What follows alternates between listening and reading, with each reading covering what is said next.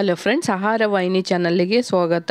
ಇವತ್ತು ಈಜಿಯಾದ ಬಾಳೆಕಾಯಿ ಪಲ್ಯ ಮಾಡುವುದು ಹೆಲ್ತಿಕರವಾದ ರೆಸಿಪಿ ಹೇಗೆ ಮಾಡುವುದಂತ ನೋಡೋಣ ಬನ್ನಿ. ನೋಡೋದಕ್ಕೆ ಮೊದಲು ಸಬ್ಸ್ಕ್ರೈಬ್ ಆಗದೆ ನೋಡ್ತಾ ಇದ್ದರೆ ಸಬ್ಸ್ಕ್ರೈಬ್ ಮಾಡ್ಕೊಳ್ಳಿ, ಲೈಕ್ ಮಾಡಿ, ಶೇರ್ ಮಾಡಿ ಪ್ಲೀಸ್ ಫ್ರೆಂಡ್ಸ್. ಬಾಳೆಕಾಯಿನ ತೆಗೆದುಕೊಳ್ಳಿ. ನಿಮಗೆ ಎಷ್ಟು ಬೇಕೋ ಅಷ್ಟು ಬಾಳೆಕಾಯಿನ ತೆಗೆದು ಚೆನ್ನಾಗಿ ತೊಳೆದು ಎರಡು ಕಡೆ ಸ್ವಲ್ಪ ಕಟ್ ಮಾಡಿಕೊಳ್ಳಿ. ಹಾಗೆ ಎರಡು ತುಂಡುಗಳನ್ನಾಗಿ ಮಾಡಿಕೊಳ್ಳಿ.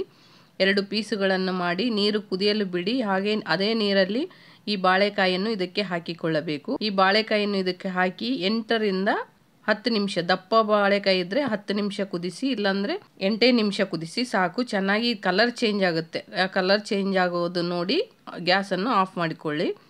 ಸ್ವಲ್ಪ ಬಾಳೆಕಾಯಿ ಕಲರ್ ಚೇಂಜ್ ಆದರೆ ಗೊತ್ತಾಗುತ್ತೆ ಇದು ಕುದ್ದಿದೆ ಅಂತೇಳಿ. ಆ ಥರದಲ್ಲಿ ಇದ್ದಾಗ ಮಾತ್ರ ಕುದೀತಿರುವ ಬಾಳೆಕಾಯನ್ನು ನೀವು ಒಂದು ತಟ್ಟೆಗೆ ಎತ್ತಿಟ್ಟುಕೊಳ್ಳಬೇಕು. ಒಂದು ತಟ್ಟೆಯಲ್ಲಿ ಹಾಕಿ ಎತ್ತಿಟ್ಟುಕೊಳ್ಳಿ. ಇದು ಚೆನ್ನಾಗಿ ಆರಲು ತುಂಬಾನೇ ಆರೋಗ್ಯಕರವಾದ ರೆಸಿಪಿ ಫ್ರೆಂಡ್ಸ್. ಈ ಬಾಳೆಕಾಯಿ ಪಲ್ಯ ಚೆನ್ನಾಗಿ ತಣ್ಣಗಾದ ಮೇಲೆ, ಆರಿದ ಮೇಲೆ ಇದರಲ್ಲಿರುವ ಸಿಪ್ಪೆಯನ್ನು ತೆಗೆಯಿರಿ. ಈ ಥರದಲ್ಲಿ ಸಿಪ್ಪೆ ತೆಗೆದು ಒಂದು ಪ್ಲೇಟಲ್ಲಿ ಇಟ್ಟುಕೊಳ್ಳಿ. ಸಿಪ್ಪೆ ತೆಗೆದು ಎಲ್ಲ ಬಾಳೆಕಾಯನ್ನು ಈ ಥರದಲ್ಲಿ ಸಿಪ್ಪೆ ತೆಗೆದಿಟ್ಟುಕೊಳ್ಳಿ. ಇದು ಸಿಪ್ಪೆ ತೆಗೆದಿಟ್ಟ ಮೇಲೆ ಇದನ್ನೇ ಚೆನ್ನಾಗಿ ತುರಿಯಬೇಕು. ಚೆನ್ನಾಗಿ ತುರಿದುಕೊಳ್ಳಿ, ಅಥವಾ ನಿಮ್ಮ ಕೈಯಿಂದ ಕೂಡ ಸ್ಮ್ಯಾಶ್ ಮಾಡ್ಕೋಬೋದು. ಈ ಥರದಲ್ಲಿ ತುರಿವಿಟ್ಟುಕೊಂಡ್ರೆ ಚೆನ್ನಾಗಿರುತ್ತೆ, ಗಂಟಾಗಲ್ಲ, ಚೆನ್ನಾಗಿ ಬರುತ್ತೆ. ಹೀಗೆ ತುರಿದಿಟ್ಟುಕೊಳ್ಳಬೇಕು ಫ್ರೆಂಡ್ಸ್. ಇದಕ್ಕೆ ಮಸಾಲೆ ಏನೇನು ಬೇಕಂತ ನೋಡೋಣ ಬನ್ನಿ. 1/4 ಕಪ್ಪು ತೆಂಗಿನಕಾಯಿ ಹಾಗೂ 2 ರಿಂದ 3 ಹಸಿಮೆಣಸಿಕಾಯನ್ನು ಹಾಕಿ, ನಿಮಗೆ ಖಾರ ಎಷ್ಟು ಬೇಕೋ ಅಷ್ಟು ನೋಡ್ಕೊಂಡು ಹಾಕಿ. ಸ್ವಲ್ಪ ಕೊತ್ತಂಬರಿಯನ್ನು ಕೂಡ ತೊಳೆದು ಹಾಕಿ. ಹಾಗೆ ಕರಿಬೇವನ್ನು ಕೂಡ ಹಾಕಿ. ಇದಕ್ಕೆ ಸ್ವಲ್ಪ ಅರ್ಧ ಲಿಂಬೆಹಣ್ಣಿನ ಜ್ಯೂಸನ್ನು ಕೂಡ ಹಾಕಬೇಕು. ಚೆನ್ನಾಗಿರುತ್ತೆ, ಟೇಸ್ಟ್ ಚೆನ್ನಾಗಿರುತ್ತೆ. ಈ ಅರ್ಧ ಲಿಂಬೆಹಣ್ಣು ಜ್ಯೂಸನ್ನು ಹಾಕಿ, ಬೀಜ ಹಾಕಕ್ಕೆ ಹೋಗಬೇಡಿ, ಜ್ಯೂಸ್ ಮಾತ್ರ ಹಾಕಿ. ಇದಕ್ಕೆ 1/4 ಟೇಬಲ್ ಸ್ಪೂನಿನಷ್ಟು ಧನಿಯಾ ಪುಡಿಯನ್ನು ಹಾಕಿ. ಈ ಮಸಾಲೆ ರುಬ್ಬೋದಕ್ಕೆ ಮತ್ತೆ ಜೀರಿಗೆ ಕೂಡ 1/4 ಟೇಬಲ್ ಸ್ಪೂನ್ ಜೀರಿಗೆ ಕೂಡ ಹಾಕಿಕೊಳ್ಳಿ, ಚೆನ್ನಾಗಿರುತ್ತೆ. ಇದನ್ನು ತರಿಯಾಗಿ ರುಬ್ಬಿಕೊಳ್ಳಿ. ರಫ್ಲಿ ಪೇಸ್ಟ್ ಮಾಡ್ಕೋಬೇಕು, ಜಾಸ್ತಿ ಗ್ರ್ಯಾಂಡ್ ಆಗಬಾರ್ದು. ಆ ಥರದಲ್ಲಿ ಮಾಡಿಕೊಳ್ಳಿ. ಹೀಗೆ ಒಗ್ಗರಣೆಗೆ 3 ರಿಂದ 4 ಟೇಬಲ್ ಸ್ಪೂನ್ ಎಣ್ಣೆಯನ್ನು ಹಾಕಿ, ನಿಮಗೆ ಎಷ್ಟು ಬೇಕು 3 ಅಥವಾ 4 ಟೇಬಲ್ ಸ್ಪೂನ್ ಹಾಕಿ. ಸ್ವಲ್ಪ ಸಾಸಿವೆಯನ್ನು ಹಾಕಿ ಇದು ಚಟ್ಪಟ್ ಅನ್ನಲು ಬಿಡಿ. 1 ಟೇಬಲ್ ಸ್ಪೂನ್ ಕಡಲೆಬೇಳೆಯನ್ನು ಹಾಕಿ.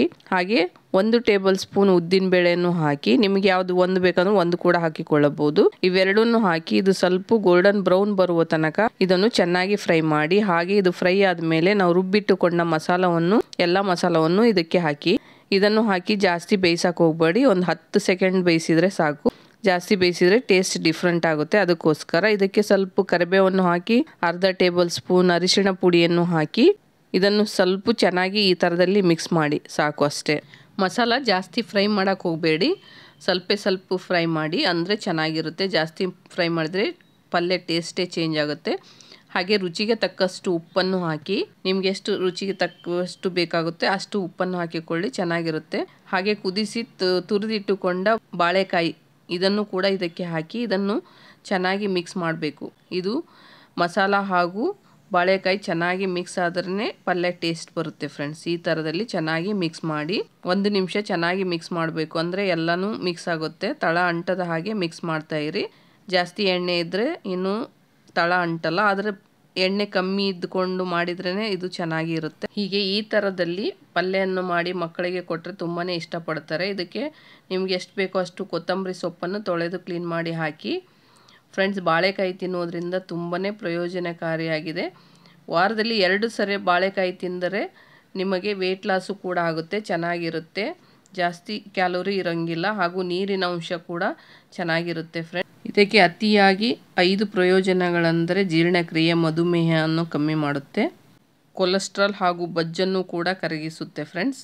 ಹಾಗೂ ಚರ್ಮಕ್ಕೂ ತುಂಬಾ ಒಳ್ಳೆಯದು. ಇದು ಜಾಸ್ತಿ ಪ್ರಯೋಜನಕಾರಿಯಾಗಿದೆ ಫ್ರೆಂಡ್ಸ್. ಇದನ್ನು ಒಂದ್ಸರಿ ನೀವು ಟ್ರೈ ಮಾಡಿ ಹೇಗಿದೆ ಅಂತ ಕಮೆಂಟ್ ಬಾಕ್ಸಲ್ಲಿ ತಿಳಿಸಿ. ಇದು ಚಪಾತಿ, ರೋಟಿ, ರೈಸ್ ಹಾಗೂ ದೋಸೆಗೆ ತುಂಬ ಚೆನ್ನಾಗಿರುತ್ತೆ. Thank you to all friends.